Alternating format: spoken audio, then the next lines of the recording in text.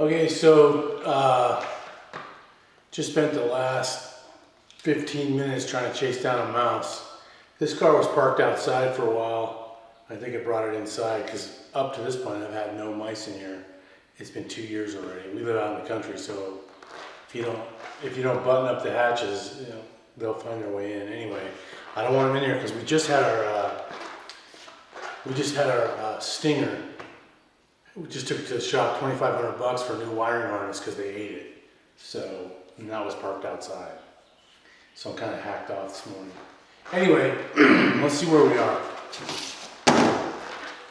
Day number 2. We left off with all the fluids. Got that. So now we're moving on to, let's unplug the electrical connector at charge air cooling pump. Disregard items marked 2 and 3.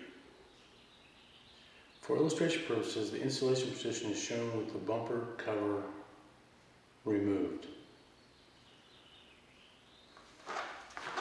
Now, let me figure out where that is because I don't remember. And then I will... Okay, so here's the... I'm hoping you're getting this. I can't put it on my head because it was just frustrating. So that's the oil cooler, and here's all the coolant lines that we already took off. That one. Okay, so if you come over here, so this is the driver's side. You know, there's the the belt, and this is the air charge cooler, and then this right here, I don't even know if you can see that. This is the electrical connector that you're taking off. So that's that step. Okay, so this one, here we are. That was the last one was disconnecting this electrical connector on the air charge cooling pump. Next step is unplug the electrical connector on the left hydraulic engine mounting solenoid valve, which is this one here. So this, remove that screwdriver. So this is right here. I don't know if you can see that, but it's right here, so we're just going to pop that off.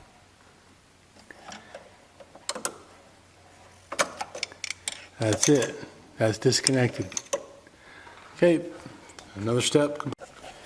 Okay, so to get to this next part, in order to do this V-belt tensioner that's in there, you have these 2 pipes. These are coolant pipes, and they're kind of in the way. I don't know if you can see that. They're kind of in the way. So I'm just going to remove those. They did it with the front bumper and the thing, but so here's the bottom one. So I'm taking that out. I already loosened it. taking that off, and I already loosened the one on top. And I obviously disconnected the hoses on top as well. So I can. And this is a 30 Torx. Just in case you want to know.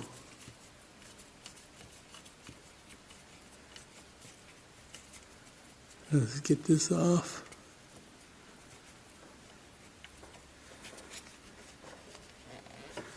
Wow. Just when you, isn't that funny? Like you think it's loose, you're like, oh, it's so loose. So that's ready to come out. Okay, let me lower it and then, let me lower it and I'll show you the top part and I'll take it out and then we can work on the next. Okay, so this is the bolt that came out of the top. I don't know if you see it. I don't know what size I forgot. But anyway, I disconnected this tube and this tube, which they're here now. It looks like there's one more connected, so I guess I'll pull it out from the bottom since it's already, I don't even know if I need to do that. Now I can get to, there's the Torx thingy right there. I don't know if you can see it, but it's right there where I'm pointing. And that's what I needed to get at. And I still need to turn it. So I'm going to get rid of that, take that thing off. Well, beware when you take that last hose off. It was naive of me to think I could get through this without spilling coolant all over the floor, which I clearly did. Just splattered everywhere. Now I got to clean it. Because you can't walk around in this stuff, or you'll just track it everywhere. So anyway, I can't even walk near it because it's splattered all over here.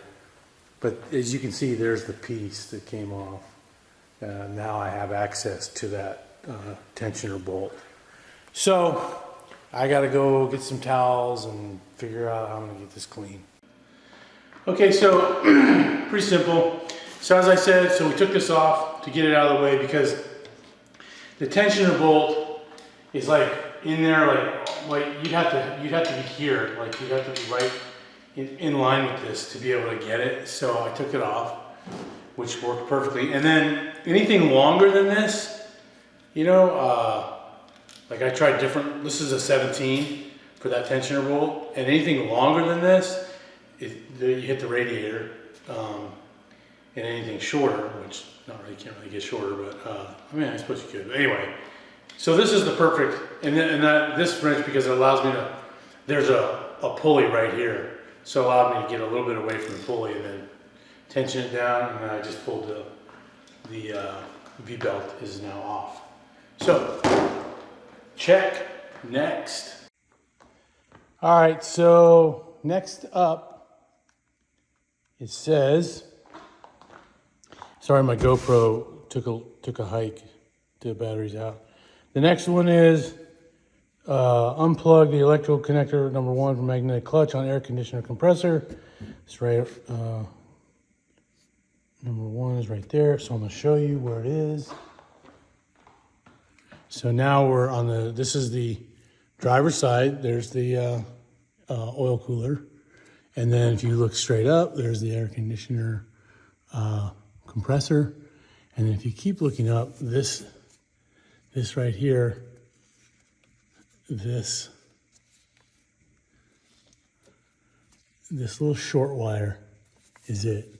So we're just gonna try and, I'm not gonna be able to do it and show you at the same time, but that's where it is, because I gotta get a screwdriver in there. Okay, a little pro tip here. So I don't know if you can see this connector. Okay, so this is the connector. So the way you, almost all these connectors on Audis, if you just try to pull this thing, it's not gonna work. If you try to push in it, and I couldn't really see, what you have to do is you have to push in first, like with one hand, and then pull the tab on the other one, and then it just slides right off. So push in first. Don't try to, if you have to use a lot of force, you're just gonna break it. So that's how you do it. Push in, then pull out. Okay, so for the, after we did this, we moved the V-belt pulley, we got the electrical connector disconnected, and then we're taking the bolts off for the air conditioner compressor, and then it says, tie up air compressor to left side of vehicle with hose pipes connected. So we're taking that off, and I just wanted to tell you, so these are 13 millimeter, and what I did was I used an extension to reach, you can see, I used an extension to reach this one, and this one, you can't see, you have to pull the hose out of the way. Extension for that one, and then there's another one back there, right here, and I used this. Extension wouldn't fit, but I just used a different, longer socket. So I just wanted to give you that clue. Okay, so let's see, where did we leave off? I spilled more fluid, so got all over me. I was trying to look for something. So we did the magnetic clamp, we did the air compressor bolts, and then we were on this one here. This lay a cloth under the hydraulic lines to catch escaping hydraulic fluid. Clamp off with a 25 millimeter clamp. Release hose clip 1, and then remove banjo bolt number 2. So that's what we're gonna do. So I just wanted to show you. So in one of their instructions, they tell you to take the AC compressor and strap it up, which I did, but it's gonna be in the way. And then it was exactly where it was hanging, would be like, if this hydraulic fluid, which we're gonna be doing from right there. If that were to start dripping, it would have just dripped all over this, and I don't know, I didn't want to risk it. So I just cut the tie. I'll put it back, I'll put another one on. So right now what we're gonna do is we're just gonna loosen this hydraulic clamp. We're gonna take this hose off, and I'm assuming this is gonna pour, so I have my pan under there. So let's do it. Okay, so we were supposed to take this line off, which we did. It's clamped off, as you can see. There's the clamp. Oh, it's hard to get the camera in there. There's the clamp on the clamp is right there on this hose. That's off. It's dripping a little bit, not a whole lot. Not nearly as much as coolant. I'll just leave this towel here. And let it drip. And then we took off the banjo bolt, which was here, and then we took the hydraulic line that was connected to it. We undid it, took the hydraulic line off, and then got it out of the way. So that step is over. Oh, also forgot, to get to the banjo bolt, I thought it was easier from the top. So what I did is I took this radiator hose off and I just moved it out of the way. See, then you can see it right down there. So anyway, I know I'm gonna take the radiator hose off anyway, so that's what I did. I forgot, I'll probably stick this in where it's supposed to be. All right, next, unscrew bolts and detach torque reaction support from engine. And I'm thinking that's it right here. 1, 2, 3 bolts, kind of a D shape like that. Anyway, I'm taking it off. Pretty sure that's it. Okay, so we just took this out, which is this. Was in there. Seriously. Was in there like this. This is the front. It was in like this. And I'm going to show you something. So in order to get it out, I had to take the screws. There's 4 screws. Hold on. There's 4 screws in this. And this just up and down. But I needed this to tilt. I needed it to tilt to get it out. So what you have to do,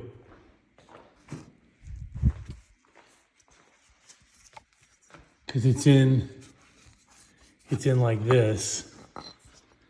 It's in there like this. And what I had to do is flip it over, spin it over, and then pull it down and then pop it out. It was kind of rough. So if it doesn't come out right away, don't get too frustrated. It took me about 10 minutes to get it out. One last thing. I always just put the bolts back in. I bag bolts that I need, that I have to take out, but otherwise I just put them back in. These are the ones for the mount, the engine torque mount. And then I put these bolts back in. They're loose, so I can just take them back out easy, but that way I don't have to remember. That's just one less thing to remember. So that's what I do. So now, before I go on, here's what I do. Check. That's done. And I also like to make a note. Those were 13 millimeter. So up here, what I did when it was on the that banjo bolt that I did earlier, that was I'm guessing it was 22 millimeters. I don't have a 22 millimeter socket, but a 7/8 worked. So 22, 23. It wasn't 21. I have one of those, and then I jump up. Mine started again at 25. So I need to get some of those. Anyway, that's what I do just to make sure. And if you want, later on, when this is all done, I'll Photoshop or I'll scan all this with these measurements on them so that you don't have to do it. So, and then you can just print it out. Maybe I'll even put it on my website for download. So anyway, I'm gonna go turn what we did today into a video. That took me, well, it's 3 o'clock now, and I think we started at 8 o'clock when I chased the mouse for a little while, but then after that, and then I had lunch for an hour. So, I don't know, 4 or 5 hours, not counting the video time. And that's going slow, trying not to get frustrated because, let me turn this around. I get frustrated super easy. Like if you ask my wife and son, I really get frustrated easy. Let me turn this off.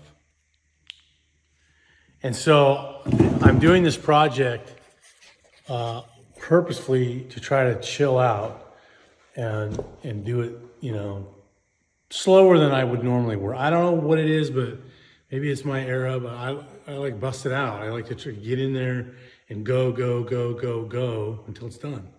But I'm not doing that on this one. And the video is a good excuse for me to stop. So that's what I'm gonna go do right now. Hey, if you like these videos and you want to see more, please consider helping us out by picking up a t-shirt over at blacktopmods.com. Be super helpful. We're going to have, as you know, right now we're doing the R8 twin turbo build with also building our own intercoolers. After that, we're going to do a wide body, R8 wide body kit. We're going to actually build the kit ourselves, you know, carbon fiber. And then any other things that you want to see build, those are just the two we have on tap right now. If I'd have known earlier, I could have done my son's R8. We just are not his R8, his A6. We took the motor out twice trying to figure something out. And that would have been cool just to show everybody. But that's done.